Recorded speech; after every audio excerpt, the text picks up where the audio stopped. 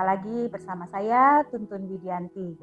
Seperti biasa, saya ditemani oleh rekan saya, Dr. Anto. Halo dok, apa kabar? Baik sekali, terima kasih Bu. Iya, seperti biasa nih, kita mau bahas sesuatu lagi nih hari ini, tentang isu sosial lagi. Nah, kira-kira apa nih dok? Belakangan ini memang saya sedang tertarik dengan sebuah isu sosial, tapi mungkin lagi-lagi Oke, lagi-lagi. isu Apa ini nih? muncul, Uh-huh. yaitu isu guru dan kekerasan. Oh, Ya, jadi ini ada seorang oknum guru yang diduga melakukan kekerasan terhadap salah seorang muridnya. baik.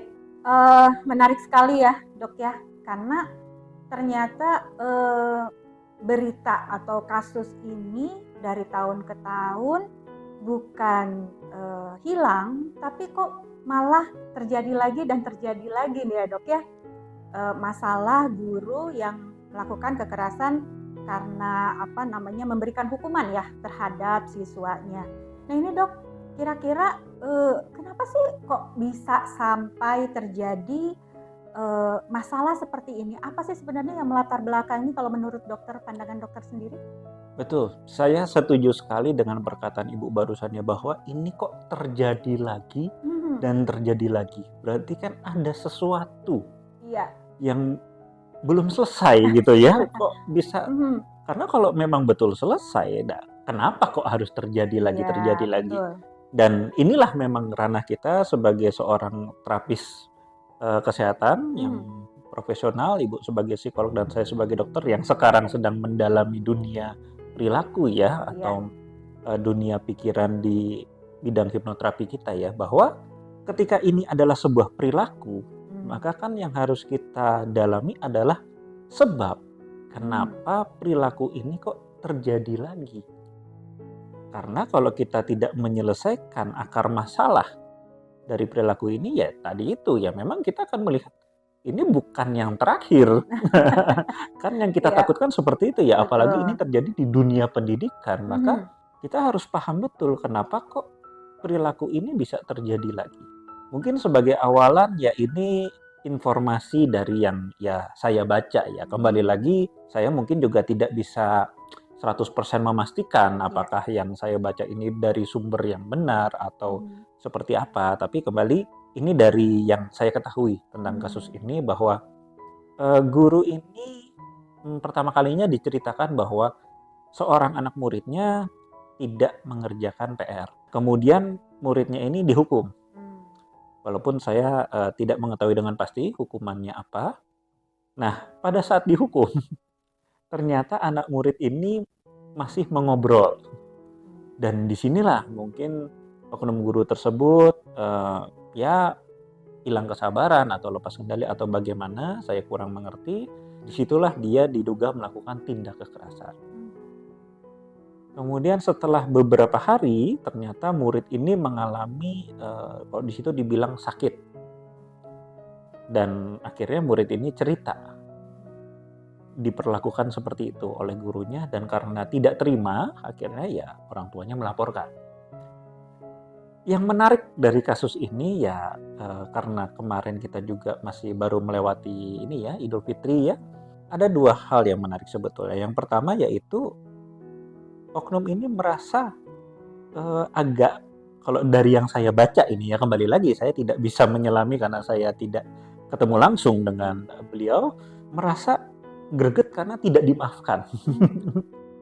Ya entah tidak dimaafkan ini konteksnya apa, tapi dalam media itu sampai ada kutipan tentang perkataan dia bahwa jadi ini kasusnya sudah sampai dimediasi oleh ya lumayan lah pihak-pihak, ada kalau tidak salah dari organisasi gurunya, bahkan kalau tidak salah sampai camatnya ikut turun, terus dari kepolisian juga ada yang turun untuk mencoba mendamaikan, tapi ya oknum tersebut mendapat kesan tidak dimaafkan. Ya kembali, apapun maksudnya itu, bahkan sampai ada kutipan, ya dia bilang bahkan Tuhan saja maha memaafkan, kemudian dia bilang batu saja kalau ditetesi air tembus, besi saja kalau dipukul berulang kali bisa patah, dan lain-lain. Ya kembali, tentunya ya kalau yang dimaksud dimaafkan adalah lepas dari hukuman, ya mungkin memang banyak orang ada yang setuju, namun pasti juga banyak yang tidak setuju ya. Karena itu ya kita juga harus paham bahwa dimaafkan mungkin bukan berarti lepas dari hukuman. Yang menarik kedua adalah yaitu tadi bahwa oknum guru tersebut bilang ya memang khilaf, dalam artian lepas kendali, seperti itu ya.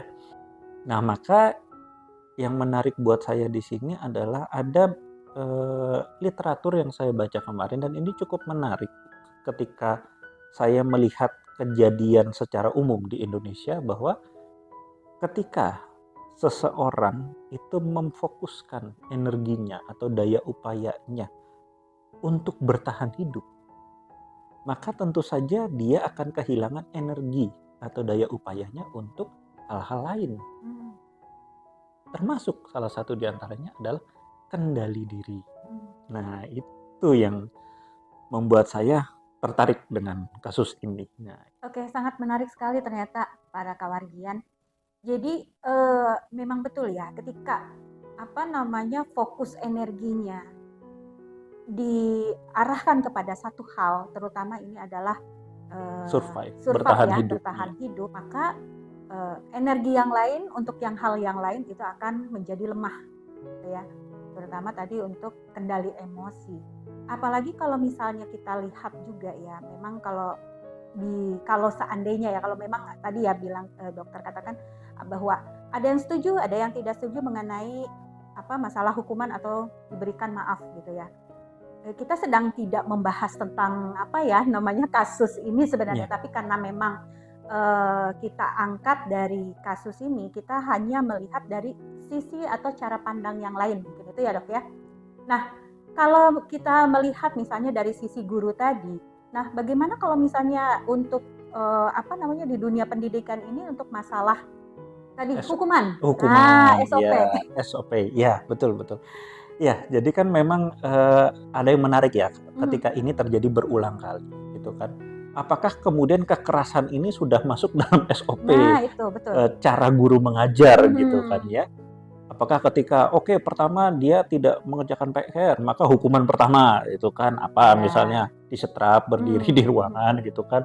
Kemudian hukuman ketiga ketika berdiri masih bandel juga tidak mengerjakan, maka hukuman kedua gitu kan dan apakah dalam tingkatan hukuman ini kekerasan menjadi masuk di salah satu antaranya? Nah, ini kan tentu saja ya kembali bukan saya yang bisa menjawab ya ini dari asosiasi mungkin profesi guru mungkin bisa menjawab apakah kekerasan masuk. Tapi kembali ya, kalau kita lihat dari bahasa yang ditulis di media tadi bahwa ya oknum ini pun mengakui bahwa dia hilaf, ya berarti kan memang sebetulnya secara SOP ya kembali harusnya tidak ada ya, apalagi ini untuk mendidik.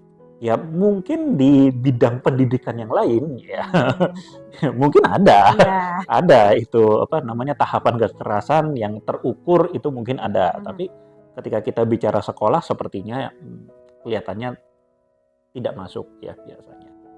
Nah, tapi kan kembali tadi berarti kan ketika dia tidak melakukan itu berdasarkan SOP, dalam artian memang tidak ada tuntunan untuk dia melakukan sampai ke ranah kekerasan, maka tadi ya memang kemungkinan besar dia lepas kendali. Dan betul kata Bu Widi tadi, sebetulnya kita tidak melihat atau kita yang menentukan apakah kasus ini benar atau salah, tentu kita tidak bicara itu. Tapi kita ingin agar semua pihak menyadari bahwa kasus ini terjadi karena peran banyak pihak sebetulnya. Bukan hanya antara oknum guru ini dengan murid, tapi tadi ketika saya berbicara tentang energinya dihabiskan untuk survive, karena dari media tersebut yang saya baca, oknum guru ini ternyata ya kembali ini benar atau salah saya tidak bisa memastikan, tapi di situ dituliskan dia mempunyai penghasilan kalau tidak salah hanya sekitar 500.000. Itu pun tidak turun setiap bulan. Menunggu ya biasalah alur distribusinya gitu kan. Jadi tidak setiap bulan. Maka bisa dibayangkan untuk zaman sekarang ya kita hidup dengan 500.000 per bulan itu ya kalau buat saya kembali saya respect. Ya. Orang bisa hidup dengan 500.000 per bulan, saya nggak paham bagaimana cara dia hidup dengan 500.000 per bulan, sudah punya keluarga, sudah punya anak, di mana dia harus memikirkan masa depan anaknya, bahkan makan setiap harinya. Dimana kalau itu tidak dia pikirkan, ya kan tentu tidak survive. Maka pasti sehari-harinya dia akan berjibaku ya, dia akan berjuang keras untuk ya sekedar melanjutkan hidup dari hari ke hari. Tentu kan ini bukan hanya sekedar ya salahnya si guru ini ya, katakanlah misalnya kalau kita ya salahnya dia dong, kenapa mau jadi guru? Ya oke lah gitu kan, kalau kita mau ya istilahnya sekedar membebankan semuanya kepada orang ini. Tapi kan ya kembali kita juga harus berarti berkaca, bukan cuman orang ini saja loh yang seperti itu. Banyak sekali masyarakat kita yang energinya saya rasa, saya lihat ini pasti habis untuk sekedar survive itu tadi, menyambung hidup dari hari ke hari. Ya tidak menutup kemungkinan seperti tadi yang saya bilang, ketika kejadian ini terjadi tadi, banyak orang atau bahkan mungkin ya kalau kita bicara tadi banyak oknum guru yang juga akhirnya merasakan kesulitan yang sama dengan orang ini, bahwa mereka juga kesulitan mempertahankan hidupnya dari hari ke hari. Ya belum kalau terjadi anak sakit dan lain-lain ya. Maka kan tentu saja ya kejadian ini tadi kita bilang bisa saja ini mungkin bukan yang terakhir. Nah itulah yang mau mungkin saya share di sini ya, sebuah sudut pandang bahwa ya kita tidak bisa juga hanya menempatkan ini istilahnya membebankan permasalahan ini kepada ya guru dan murid tersebut aja. Murid tersebut juga mungkin ada sebabnya kenapa dia tidak mengerjakan PR ya. Itu tadi mungkin dia ternyata dia harus mengurus orang tuanya yang sakit, membantu perekonomian keluarganya dan lain-lain. Nah ini kan berarti tadi ketika kita tidak memahami akar masalah, penyebab dari timbulnya sebuah perilaku, saya bilang ini namanya kita akan gagal mendidik jatuhnya, karena kita hanya menjudge, menilai bahwa ini benar dan salah, tapi kita tidak mau memahami kenapa perilaku ini dilakukan. Dan akhirnya ya harusnya kalau kita bisa memahami kenapa perilaku ini dilakukan, kan baru kita bisa mengarahkan. Nah itulah kalau buat saya ya itu baru konsep pendidikan gitu kan, ketika kita memahami kenapa seseorang berbuat sesuatu dan kita bisa membuat dia termotivasi lagi untuk melakukan sesuatu yang benar, bukan hanya sekedar nilai. Kalau yang itu saya bahas dengan podcast saya dengan Kang Iman kemarin, mungkin para kawargian sudah melihat. Nah itu saya membahas tentang konsep nilai ya. Nah tapi kan tadi di sini ketika kita melihat proses pendidikan, ya buat saya sebetulnya itu yang penting.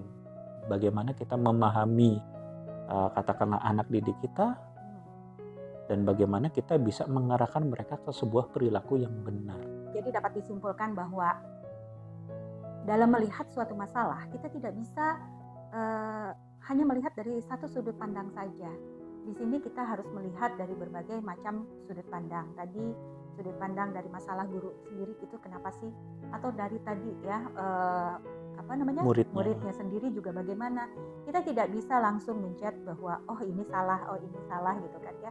Tapi kita harus melihat walaupun iya tetap tidak bisa dibenarkan. Betul. Apapun namanya. Betul. Kalau sudah mulai ada kekerasan fisik di dalamnya, hanya saja di sini kita mencoba untuk terbuka, membuka hati, membuka mata, membuka pikiran dari suatu permasalahan yang ada, agar kita ini suatu pembelajaran, agar kedepannya kita menjadi lebih bijak lagi. Mungkin seperti itu ya dok ya? Betul. Baik. Ada yang mau disampaikan untuk terakhirnya dok? Kita harus melihat ini dari berbagai sisi memang. Ketika kita tadi melihat bahwa oknum guru ini memang ya bisa saja sangat mungkin tadi hilaf atau lepas kendali. Ya, betul. Namun kita juga tidak memungkiri bahwa lepas kendali ini juga banyak sekali faktornya. Bisa saja si oknum guru ini ternyata dulunya dibegitukan juga. Okay. Selama dia jadi murid gitu kan. Oh, oknum gurunya juga begitu. Keras dan segala macam. Cuman ya mungkin kalau dulu dia ya tidak punya daya upaya gitu kan untuk melawan, ya udah terima aja gitu kan. Tapi ternyata itu juga membuat sebuah trauma atau luka batin untuk si gurunya ini sendiri.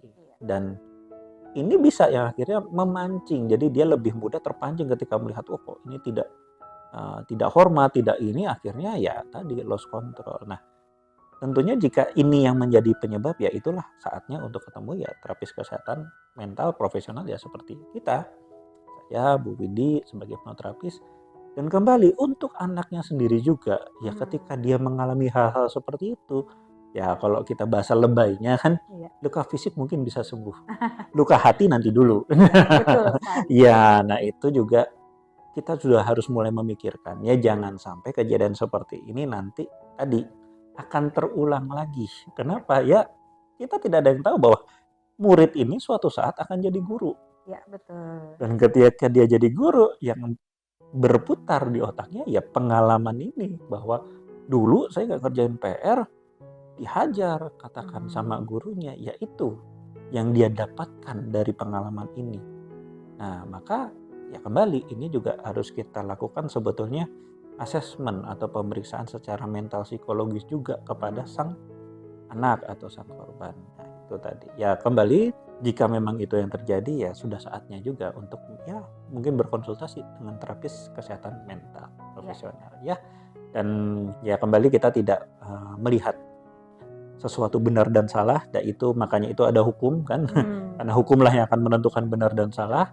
Tapi akan lebih bijaksana kalau kita mempunyai banyak wawasan. Kembali lagi supaya kejadian seperti ini tidak terulang lagi. Iya, Ini itu betul. dasarnya. Baik, demikian yang disampaikan oleh Dr. Anto. Satu lagi, apabila para kawargian sayaga di dalam hubungan atau keluarga ada yang merasa memang kurang dapat mengelola atau misalnya mengelola emosinya, bisa langsung datang kepada ahlinya, bisa ke psikolog, psikiater, atau mungkin seperti kami sebagai tenaga hipnoterapis juga untuk minta bantuan bisa mengelola emosi. Apabila ada yang ingin ditanyakan atau komentar, silahkan ketik di kolom komentar. Jangan lupa like dan subscribe. Kalau seandainya ingin mendapatkan informasi yang lainnya ya dok ya, itu bisa kunjungi di Sayaga Hipnoterapi Bandung. Demikian, mohon maaf jika ada kesalahan. Salam, sampai jumpa.